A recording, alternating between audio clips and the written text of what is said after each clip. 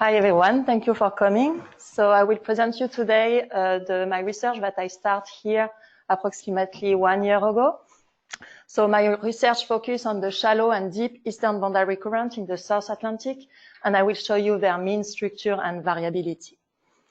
So as you can see with the list of authors, I have many collaborators in this study from AOML, but also from France and South Africa.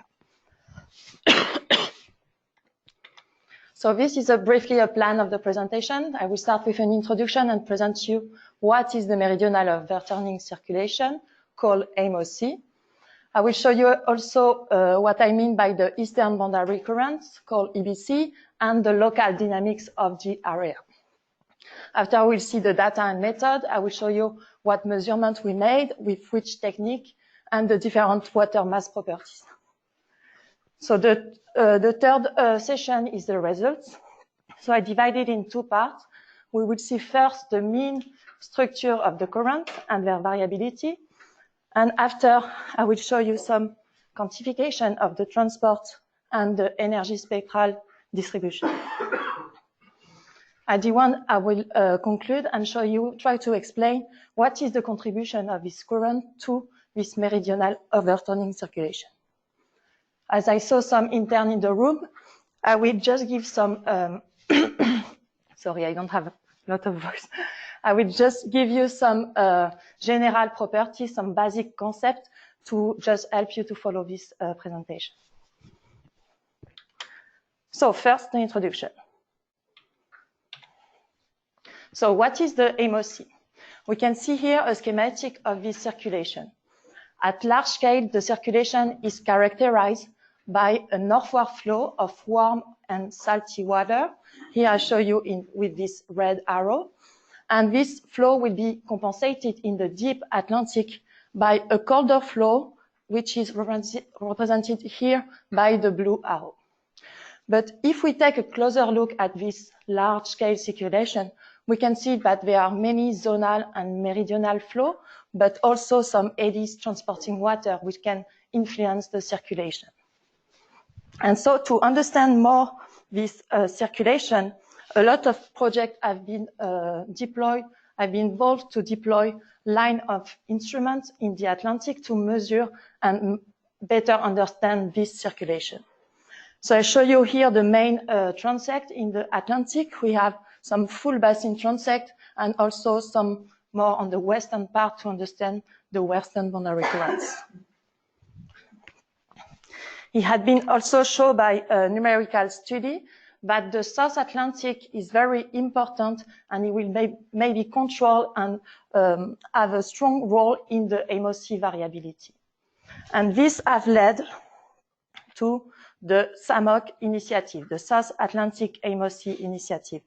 And this initiative involves a lot of different countries, and it will really focus on the role of the South Atlantic in the overturning circulation, and they stress the point that this circulation must be measured and understood. So you can see the complexity of this area, and I will zoom here in the South Atlantic region. So one of the main components of the SAMOC initiative is the SAMBA array, the South Atlantic AMOC Basin-wide array. This line of instrument is represented here by this black line, have been deployed at the latitude 34.5 degrees south. And from numerical study also, it has shown that this latitude is crucial to understand the AMOC variability and also the impact of interocean exchanges. As you can see here, the eastern boundary current carried some components of the AMOC circulation through the Cap Basin, which is this area on the western part of South Africa. So the focus of this presentation and of my research is the eastern part of the SAMBA array, here with this black line. So it's the SAMBA East array. We can see here in more detail the circulation. So we see the upper eastern boundary current are the main gateway of Indian and Pacific water to enter the South Atlantic. And we have also a southward flow represented here by this blue arrow coming into the South Atlantic in the eastern part. This will be the deep EBC in this presentation. But this flow, we don't understand clearly its origin. There are different hypotheses to where it is coming from. So the first one we can see here in this map is the oxygen, is a climatology from World Ocean Atlas, is the annual climatology. And we can see that this path of deep water is associated with higher oxygen concentration water masses. And this, in fact, is linked to this North Atlantic deep water formation in the North Atlantic. So we'll have the presence of recently ventilated water. And we can see that why we can guess that a branch is coming from the interior, because we can see this tongue of higher oxygen concentration in the South Atlantic. Another hypothesis is some local deep recirculation in the eastern part of the South Atlantic. So you can see that this region is very complex. So I will take a closer look to the Cap Basin dynamics. So the Cap Basin is commonly called the Cap Cauldron because it's an area where we have a lot of turbulence and interocean ocean exchanges. We can see here a schematic of the circulation. So we can start by the Agulhas Current. It's a western boundary current. We flow along the east coast of Africa. And at one point, when we reach the southern tip of Africa, it will detach from the continental slope and be subject to a lot of instabilities. It will start to retroflect, to meander, to generate rings, eddy, filaments who will flow in the northward direction in the Atlantic. And all these mesoscale features are characteristic of the Agulhas leakage. So the Agulhas leakage is just the import of Indian warm and salty water into the South Atlantic. One of the other characteristics of this area is a very intense upwelling during summer season. We will have this upwelling along all the southern part of South Africa.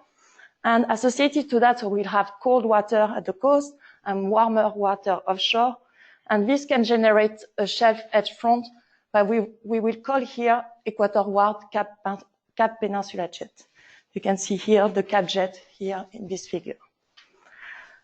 And the last characteristic of this area that I want to show you today is this poleward flow.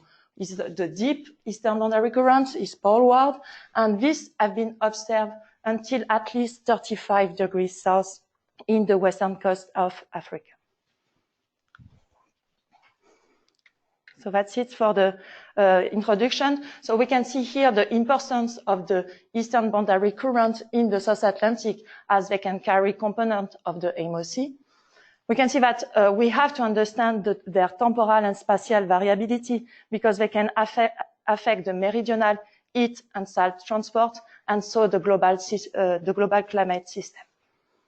So the objective of this presentation and my research here have been to evaluate the mean structure of this current, the water mass properties carried by the current, and the associated volume transport. I will compare this measurement to other available in situ data and also some output from a model.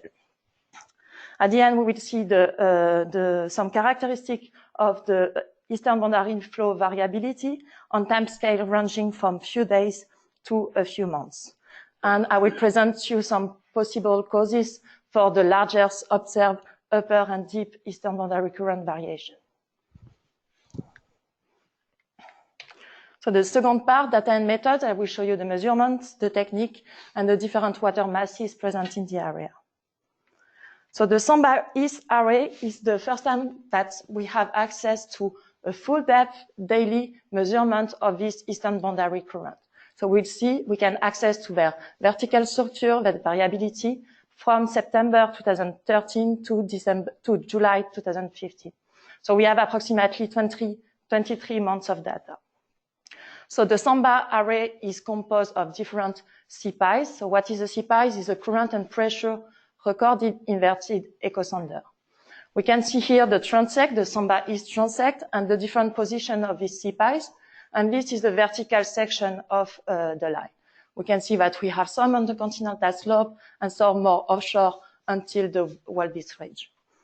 We can see here that we didn't get the CPICE tree, which was at an Nippon-Turt location on the continental slope. So we have, for now, the 7 CPICE for this array. So the CPICE measure 3 different things. First, the C of the CPICE, the current meter, so we will have the current velocity at 15 meters above the bottom.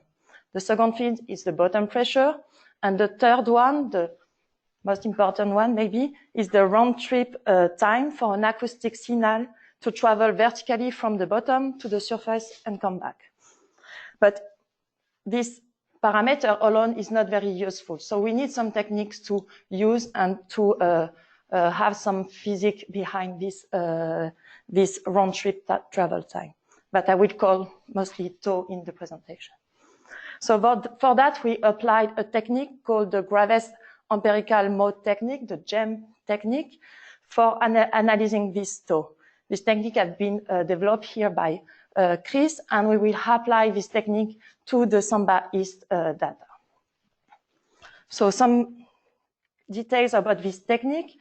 So what do you do is that we will have access to different observations in the area. So I upload here all the CTD and Argo profile available from a long time ago, I don't know exactly, until today.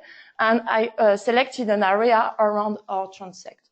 We have here around 5,500 profiles. So here we have the profile of temperature, the salinity, and we will create a lookup table. Here I show you an example for temperature. So we are here in the x-axis the tau parameter, and here the pressure. So at each catch we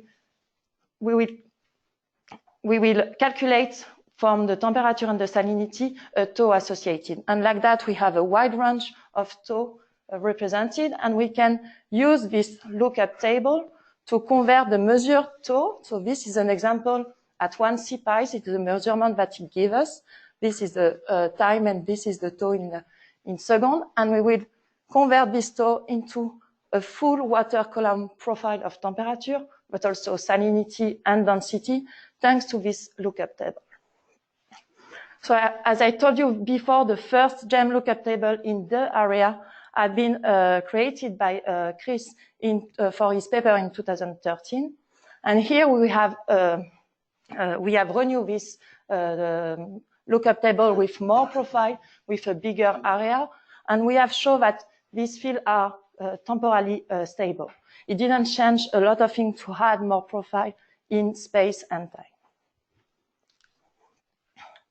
So the first thing we can do with this CPI GEM estimated fields is to compare the temperature and salinity properties that we have from the CPIs. I show you here in colored the measurement from the CPIs to the actual Argo and CTD profile that I show you here in black. And we can see that all the measurements from the CPI are inside this CTD and Argo profile. So the GEM technique will not create it like false water masses, and it will catch really all the variety of water masses that we found in the region.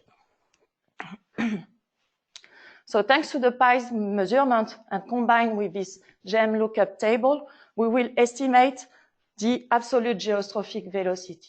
So what is geostrophic velocity? It's just a balance between the meridional component of the velocity and the pressure gradient.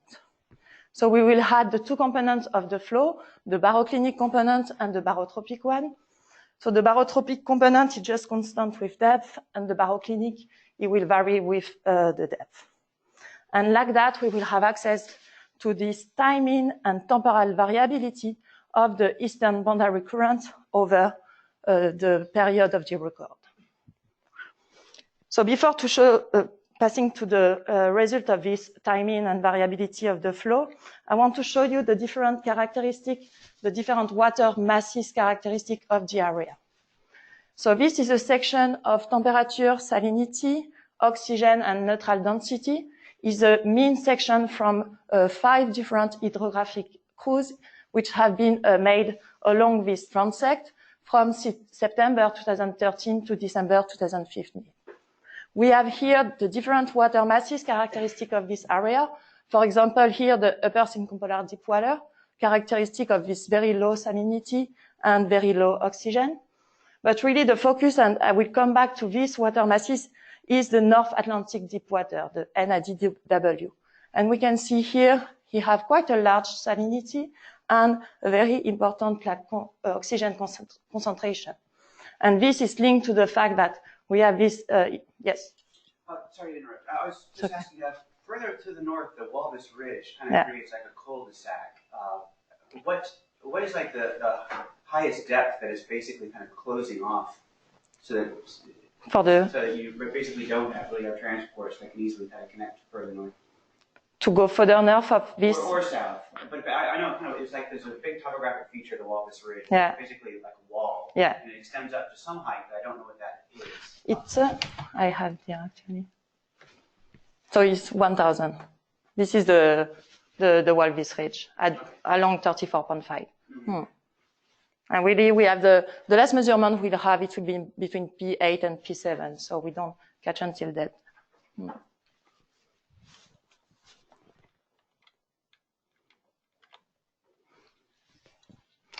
And so yes, so the focus of this study will be the North Atlantic deep water because they are higher concentration and they can bring like recently ventilated water from the interior of the basin.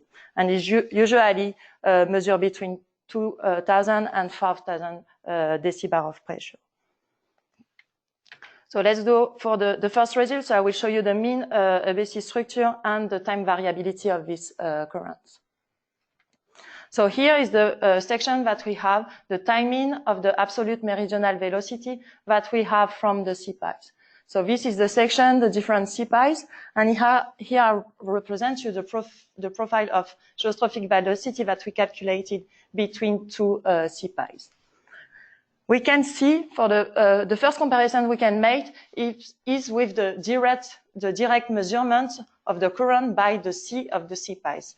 So we can see here in color that it's quite in good agreement with maybe higher velocity, but you have to remember that it's two different things. Here with the CPI, we have the geostrophic velocity, which will be the mean between the two CPIs, and here is really the direct measurement at this depth.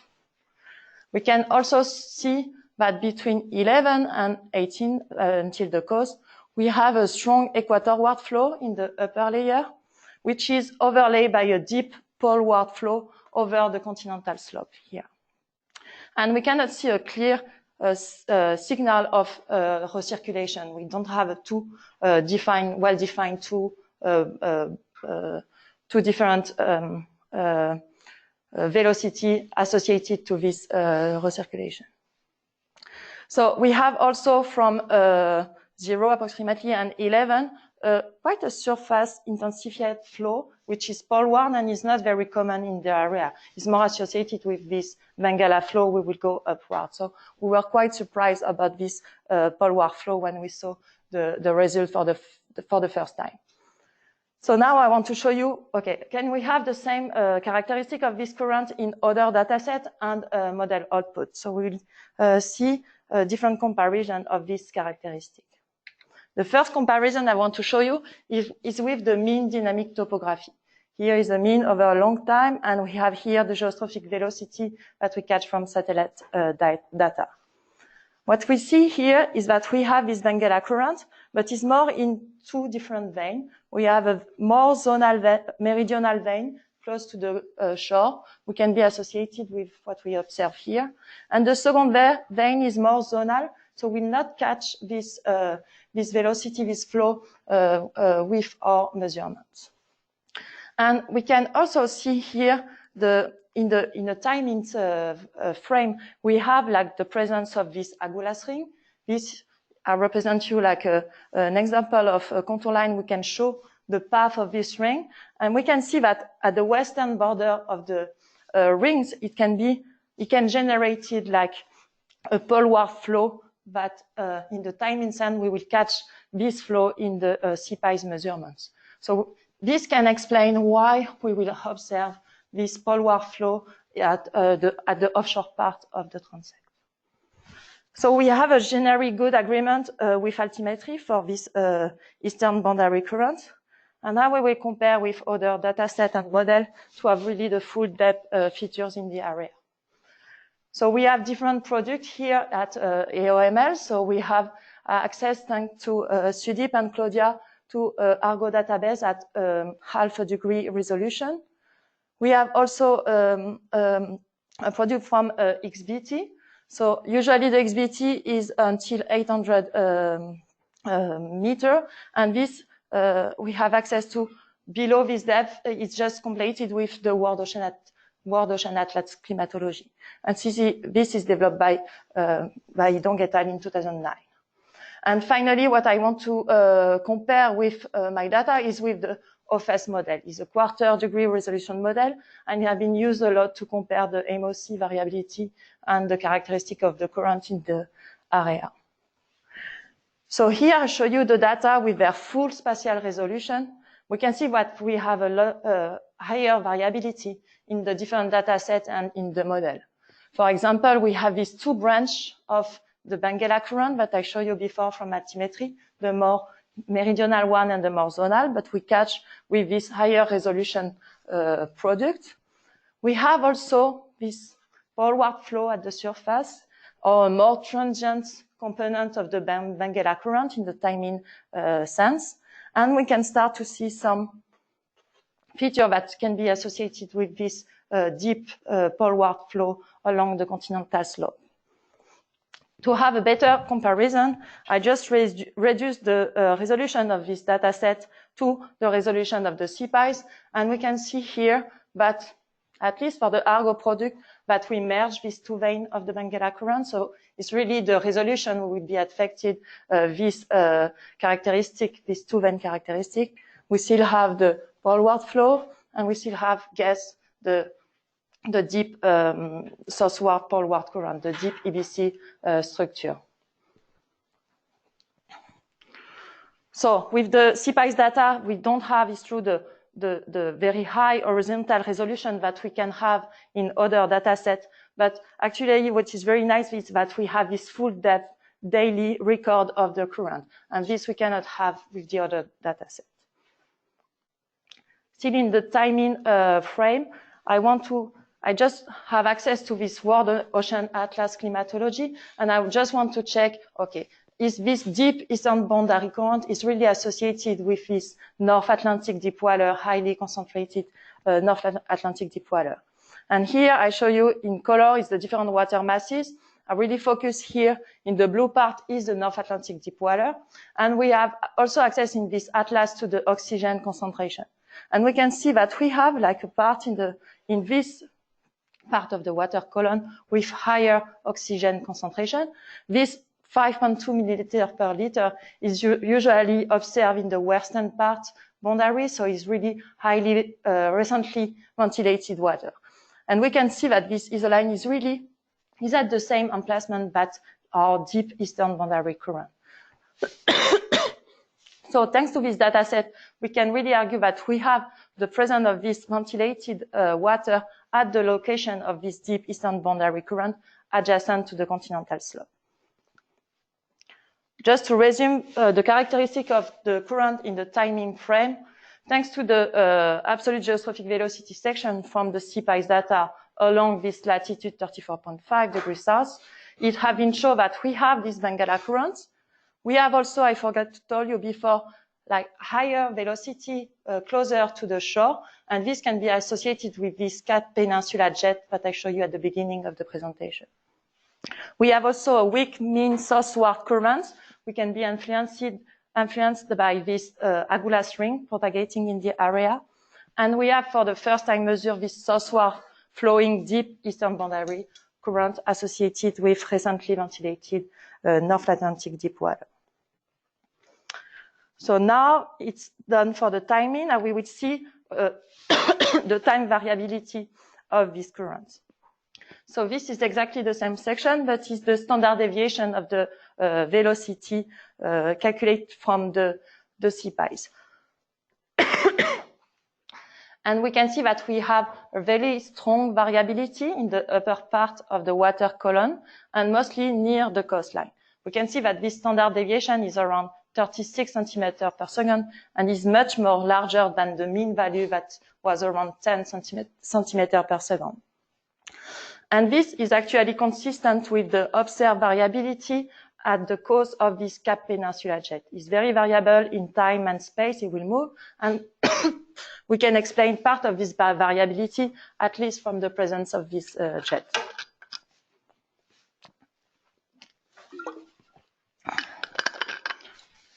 For the deep part of the water column, we have a fairly uniform standard deviation of the velocity. And we can compare that with the direct measurement of the current meter. Once again, we have higher variability, but it's quite consistent with higher variability in the upper part of the water column and less when we go offshore. And what we can see also is that even it's quite uniform, the variability is quite large and is much larger than the mid-flow. So we can ask us where this variability is coming from. What is the dominant source of variability, specifically in this deep part of the water column? And to do that, we can firstly guess, okay, it can be associated to westward propagating signals. And this has been shown in a previous study that we can have this westward propagating signal, which can be associated to Rossby waves. And these have been generally observed in the eastern part of the Atlantic between 10 degrees south and 25 degrees south. So in our case, we are much southern than that. And in the same study, they show that this variability switched from Rossby waves to Agulhas ring propagation. So we'll still have this very strong variability associated to westward propagation, but below 25 degrees south, it will be really linked to Agulhas ring propagation. And this, we can check that in our data set or in the model, thanks to a Hofmüller plot of this meridional velocity. Here I pick a depth at 2,700 decibars. And we can see here, so this is just the section, and we represented the data function of the time. So we can see here that we have some positive and negative band. We will propagate western in the area. We have different events associated to the measurement. And this is really characteristic of an Agulhas ring propagating in the area. We have used the model to have the higher representation of this propagation. And actually, the characteristic of the propagation, we have a propagation speed of -7 kilometers per day, both in the data set and in the model. And this is very coherent with the typical propagation speed of this feature in the area. Another interesting feature that we have seen thanks to this representation of the data is this strong southward flow associated more inshore during the propagation of rings offshore. So we have here the characteristic of a ring, and we can see that at the same time, inshore we will have like a pulse of southward eastern boundary current in the inshore part of the transect. And this is also in agreement with a study of Van Sibyl et al. In 2012. We have shown that the southward deep eastern boundary current in the Cap Basin can be intermittent and can be linked to the propagation of this ring. So we'll have this ring passing offshore. We can input a southward pulses of current in the Cap Basin. So now I will pass to the second part of the results, so the ABC transport and some quantification of the energy spectral distribution. So the first thing we have to do to quantify transport is really to define the boundary where we will calculate, in which box we will calculate the transport. And here I define two different boxes. We have to define the zonal and vertical boundary of the box. And here I show an extension for the Benguela current until 11 degrees south. And I separate the upper and deep eastern boundary current thanks to this depth that have been really revealed from the CPICE data to be the transition between these two currents. For the deep eastern boundary current, we will stop more inshore to don't have this influence of Agulhas rings, which will have really influence the velocity more offshore. So it's here the time series of these two transports. So in red, it will be the Benguela current, and in blue, it will be always the deep eastern boundary current. We can show the time series of the transport, and we can show that these two transports are really show very high variability during a large range of time scale. But we cannot find a direct, robust relationship between these two time series. We have actually a quite small correlation coefficient, so we cannot find a direct link. Okay, the deep water will influence directly the deepest part of the water column. So to go in more details, we'll first look just at the Benguela current transport. So here we have a timing of the transport of 24 Sverdrup, which is quite in good agreement with the other data set and the model output that I show you here. So we have 25 for Argo, 26, 21 for the model. But we can see also that the standard deviation for our measurement is around 17 and is not catched by the Argo XBT product. And this is due to their temporal resolution. We have lower temporal resolution for this data set. So we really need this daily data set to really catch these high frequencies variability. But in the general way, we found that all the transport estimates are falling with the range of previously published estimate of the Benguela current transport, as in the paper of Silvia Garzoli in 1997. So now let's check more specifically at the variability of this transport. We can see that we have very strong pulses, and the peak-to-peak range can reach like 124 Sverdrup. It's very, very intense. And this, in the past, has been shown that the largest variation in the Benguela current transport can be associated with these Agulhas rings again. So we have checked here the impact of this feature thanks to the mesoscale eddies in the area using the mesoscale eddy trajectory atlas from Shelton et al. In 2011. And we have shown that for all the pulses that I show you here with this red dot, these pulses are associated to the presence of an Agulhas rings. Here I show you an example here in December 2014, so these pulses.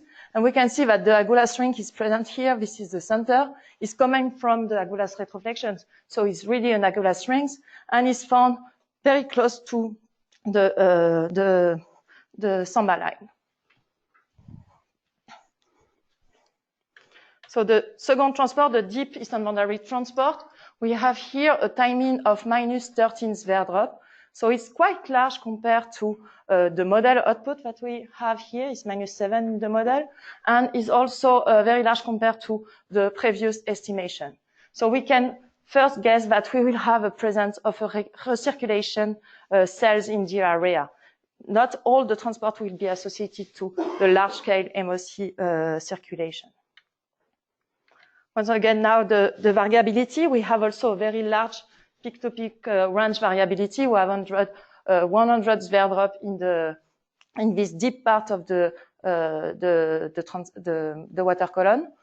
We can see here that we can have some southward, northward flow associated with this deep eastern boundary current, which is not common, but is actually been linked to the presence of Agulhas rings. We can see it's really generally associated to an Agulhas ring passing in the area. And here I want to show you the example, the largest one in May 2015. We have here a very strong northward flow of deep eastern boundary current. And this, I studied that in a parallel analysis. And this is showing to be influenced by a very large dipole in the area, which generate this northward flow. And this current will affect at least all the water column in the area. And I have the news this morning, it has just been accepted. So, perfect. So so here's the northward flow. But for us, what we really wanted is more when the flow is going southward, and when we will have this southward flow pulses of this eastern boundary current. These pulses are generally observed 14 days after an Agulhas rings, but as I said before, we cannot clearly have a clear relationship between the two time series. And this is really in agreement to the origin that I show you from the OFS model and the study of Van Siebel, who link these pulses of current to the propagation of rings, and that I showed you before with this Hofmüller analysis. So the last part of the results is the spectral analysis of this transport. So here the spectral, so we have the period in the x-axis and the frequency in the y-axis. The red line is still for the upper part and the blue line for the lower part of the current, the deep eastern boundary current. And what we can see from this transport spectral analysis is that really the main band of variability is comprised between 30 and 90 days for both parts of the water column. And this is consistent with the propagation speed and the period that an Agulhas rings can span across the Samba line. We have also a large peak at 180 days, which can be characteristic of the upwelling length timescale in the eastern part of the Cap Basin. But we have to keep in mind that we have a relatively short time series. We have 2 years of data. So this variability is associated with very large uncertainties that I show you here with this gray area. And at the end, we saw that we can have like large variability at frequency at period between 2 and 15 days.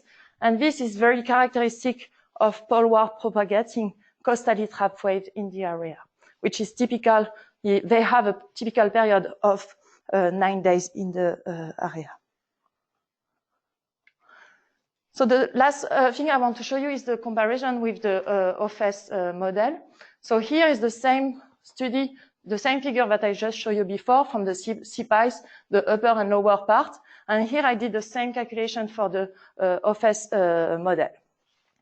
And we can see that really the model variability is much weaker than the observed data at almost all time scale, except a peak around 90 days in the upper part of the water column. And this is consistent with the study of Dong et al. In 2014, who show that generally in the model, we can have an artificial strong vertical gradient density shear in the model, and this very strong shear will make like a barrier, and the energy will be stuck in the upper part, and we will not propagating in the deepest part. So we'll have larger variability in this upper part of the water column and very low energy in the lowest one, in the low part of the water column. So to finish the conclusion, so here we have really access to the first direct, continuous, full depth in situ measurement of the eastern boundary current along 34.5 over this 2-year period. For the Benguela current, we have seen that the CPIs reveal its presence with a mean volume transport of 24 Sverdrup. We have seen that the timing transport agree with other dataset, previous estimate, and model output estimates. And we have also seen that we really need daily observation of this current to catch the high variability of east and yes. So for the deep part of the water column, is the first time we catch this current thanks to this measurement of full depth continuous measurement. We have estimated a volume transfer of minus 13 Sverdrup. The presence is supported by this current meter, this direct measurement of the current in the continental slope of the array, and from the model output. And we have seen that this path is associated to recently ventilated North Atlantic deep water, which can be consistent with the first hypothesis that an interior pathway of North Atlantic deep water in the Atlantic. We have seen from the spectral analysis that the largest variability is comprised between 30 and 90 days, which is associated and consistent with the propagation of Agulhas ring in the area. But we have also seen that we have a large peak at 180 days, but is associated to very large uncertainties because we have a short time scale. So it will be nice to have the second part of the data set to really explore this larger variability. And we have seen that the model output must be used with caution, as the data suggests that the model is not allowing enough energy to pass in the deep part of the ocean. So the last conclusion is, the question can be, okay, what is the contribution of this current to the meridional overturning circulation, this large-scale circulation? And we have some historical estimate of the mean transport along this latitude, in fact, between 34 and 35 degrees south. It has been estimated between 14 and 18 Sverdrup. In the paper of Garzoli et al. In 2015, they have shown that 20% of this smog transport can be really feed the deep part of the eastern boundary current. So with a simple calculation, we can say, okay, so the deep eastern boundary current transport associated to these 22% from this large circulation can be estimated between -3 and -4 Sverdrup. And when we compare this value to our estimation, we can see that it's very small compared to our 13 Sverdrup. So we can really argue that a significant portion of the observed deep eastern boundary current must be recirculated in the area and not participating to the MOC. So what next? So the future plan will be to estimate the basin-wide MOC transport across all the section, across between the eastern and boundary current of the South Atlantic. And the final one would be to compare this result to the North Atlantic with the result from the rapid array. And that's it. Thank you.